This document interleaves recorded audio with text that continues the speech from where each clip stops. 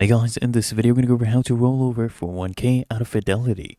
So you can actually open a rollover IRA account on many of these platforms, and then you basically write a check, right, to whatever platform you're rolling over from. And in the memo, you have IRA and your account number, right? And then you enter the amount, the date, of course. You make sure you have the correct mailing address as well. Okay, it's very important. And then you can go ahead and start rolling over, right? Make sure that you can actually roll over.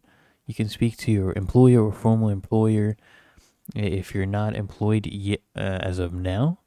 And then you can begin the process of rolling over. It's usually a very simple, straightforward process.